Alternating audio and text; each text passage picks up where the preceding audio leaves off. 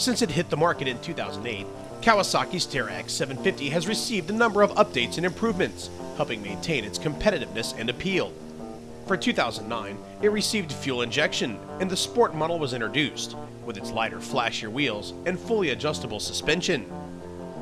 2010 brought about the introduction of new body styling up front, a larger radiator, and reinforcements in the bed area. Recently, Kawasaki has been busy developing and launching the all-new Teryx 4 4-seat models, so for 2012, the 2-seat Teryx models were left unchanged, with the exception of new graphic and color options. This year's base model Teryx comes in Sunbeam Red. There are 3 limited edition models with half windscreens, rigid sunroofs, and retractable cup holders. The standard LE and SGE models feature automotive-style paints. The standard LE model comes in tungsten gray.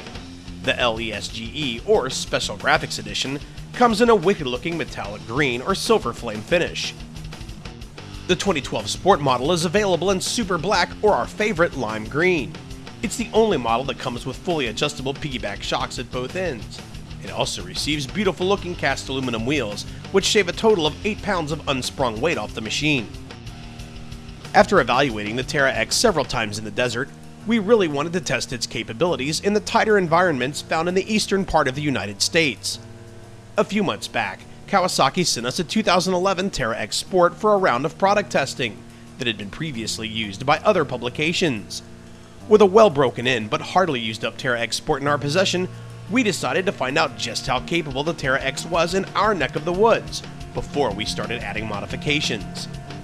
For this test, we decided to introduce the Teryx to someone new to the machine. Meyer is a former pro ATV racer who recently got into side-by-sides to fill his need for speed in his post-ATV racing years. Along with working his 9-to-5 job, he's also responsible for helping his family with their 100-acre property, for which his pure sport side-by-side isn't much help. To fill the role of the passenger, we assigned an unsuspecting Jennifer Wingate to ride along and see what the former pro racer could do with the Teryx Sport. The Teryx is powered by a 90-degree V-twin liquid-cooled 4-stroke engine with 4 valves and single overhead cams per cylinder. The engine fires up easily thanks to its turnkey electric starter and fuel injection, featuring 2 34mm throttle bodies. The engine is mated to a fully automatic Cvt transmission with high and low forward ranges plus neutral and reverse, selected by a smooth operating gated shifter. The drive system features 2- and 4-wheel drive, selected by a switch on the dash. It also benefits from Kawasaki's variable front differential lock, controlled by a lever located in the center console. The power on the 750 Teryx is very strong. It's easy to control. It accelerates well on flat ground and up the hills. As you'll see in some of the hill climbs that we were doing, this machine pulled great, and they were long hill climbs, very steep. Some of the bigger hill climbs I was doing in low range, it kept pulling. It didn't bog down on me, and it carried the both of us soaring over the top of the hill. A couple times we were catching some air. Great power. And one of the better things about it is the engine braking coming down those steep hills. Only have to tap the brakes once or twice, and the engine braking holds it back. The frame mates up to dual A-arms at both ends, where the Sport model's preload compression and rebound adjustable KYB shocks control 7.5 inches of wheel travel.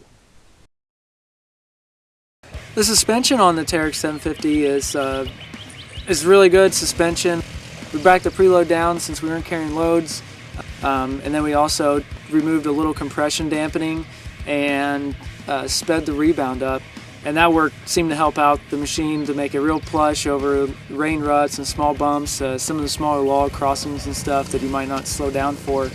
Just made it real plush, so it's very impressive suspension at the lower speeds and some of the smaller bumps. It wasn't quite what I was expecting on some of the jumps and things of that sort. For your day-long trail rides, this is going to be a great suspension. It's plush, it's smooth, it keeps you comfortable, and it's not harsh, so I like it.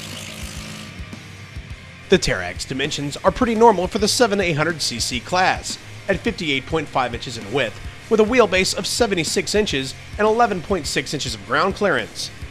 At 1,395 pounds, it's around 196 pounds heavier than the weight of the Yamaha Rhino 700 Sport, although the Yamaha lacks the rush of the Kawasaki's V-twin engine. High-speed stability with this is very predictable and comfortable. You don't get nervous of it out in the field. It doesn't feel tippy or anything. It has a firm footprint, and you feel comfortable on it. It is, however, very reactive to the shocks, to your suspension settings, so if you are having trouble with it, it can easily be fixed through the shocks. When you get to some of the side hills and some of the short, steeper faces that you may go across, it may seem a little more unstable or tippy as compared to some of the more sport-oriented machines, but it does kind of give you a false sense, because I didn't come across any problems with it being unstable on the hills, but just where your seating position is a little high, you may feel a little awkward at sometimes.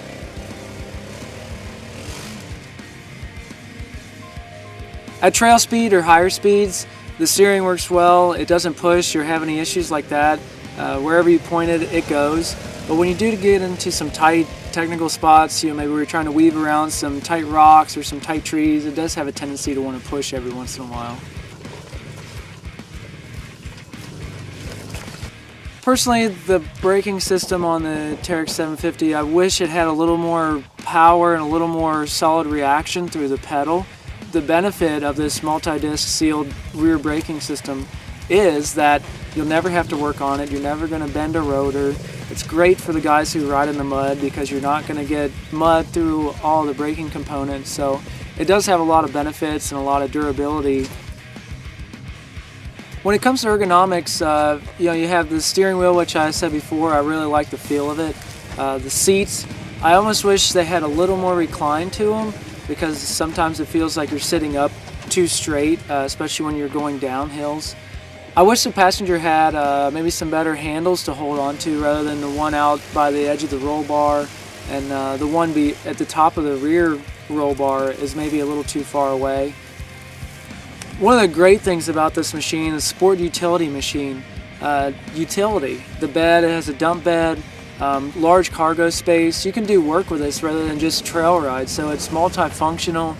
It's great. It has a 2-inch receiver, so you can put a regular trailer hitch into it, pull some trailers around or move some boats.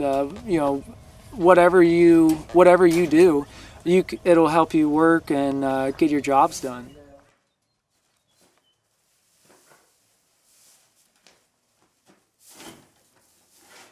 Overall impression of the Teryx 750 is it's a great machine, a great sport utility machine. Broad range of things. You can play with it, you can work with it. It's fast, it's powerful, it's responsive, responds well to the aftermarket products. On the trail, when we go trail riding, I see a bunch of these machines out there, and they hold their own just with everybody else and all the other side-by-sides. Doing some of the gnarly hill climbs and the creek crossings and everything. They keep right along with us, and they're great utility machines as well. For more information on the 2012 Kawasaki Teryx 750 and their full line of side-by-sides and ATVs, log on to Kawasaki.com.